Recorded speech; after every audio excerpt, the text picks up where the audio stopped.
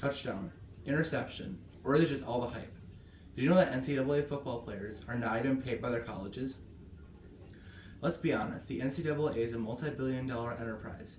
Stadiums roar with the energy of passionate fans. Television screens, worldwide broadcasts, thrilling games, and merchandise flies off the shelves. But who fuels this colossal machine? Who pours their heart and soul and countless hours into each week of this game? It's the student athletes.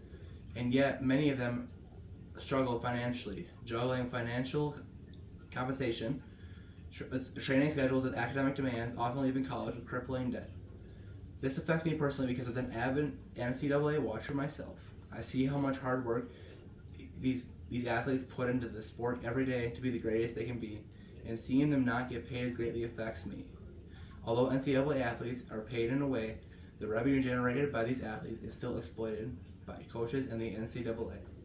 This is not just fair, it's fundamentally wrong. First, let's acknowledge the undeniable truth. The NCAA's financial success hinges entirely on athlete performance. A study conducted by Patrick O'Rourke suggests that with this following graph, which explains such this. As you can see in the graph, many sports are represented, such as football, basketball, hockey, baseball, etc.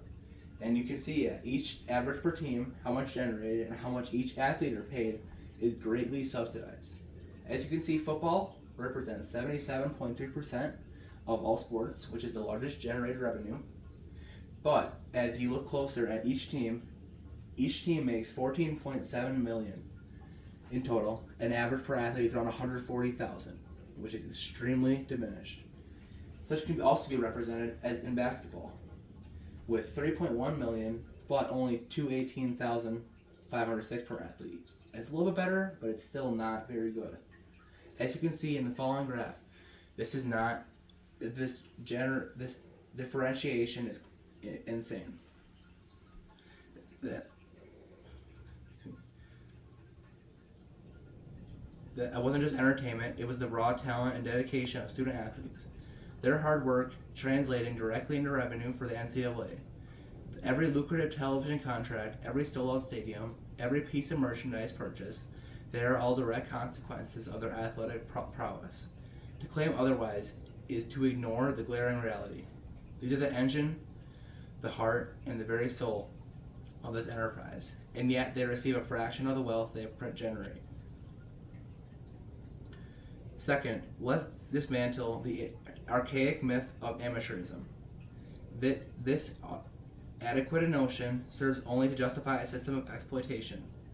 To back up this claim is as an article by Associated Press on ESPN, which describes how for the 22-2023 season, there is $1.3 billion worth of revenue, largely surpassed by the salary that NCAA athletes are paid. Will athletes sacrifice their time, health, broadcasting, and potential earning capacity? Coaches rake in millions. Universities enjoy lavish facilities, and broadcasting networks profit handsomely as well. This isn't amateurism. It's a carefully crafted inequality. The NCAA justification for not paying athletes is a transparent smokescreen. A desperate attempt to maintain a system that benefits everyone but the individuals who make it possible. It's time to expose the hypocrisy and demand a fairer system.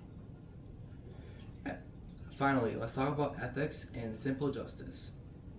We're not advocating for exorbitant salaries, we're advocating for their compensation. We're talking about ensuring that these young people who dedicate their lives to the sport and their education receive a fair share of the wealth they create. This isn't a matter of entitlement, it's about basic fairness. It's about acknowledging their contribution, supporting their well-being, and building a more equitable and sustainable system for collegiate athletes.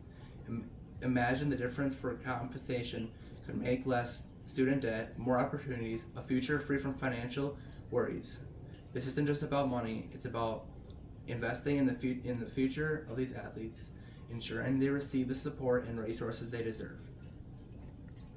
In conclusion, the current system is indefensible.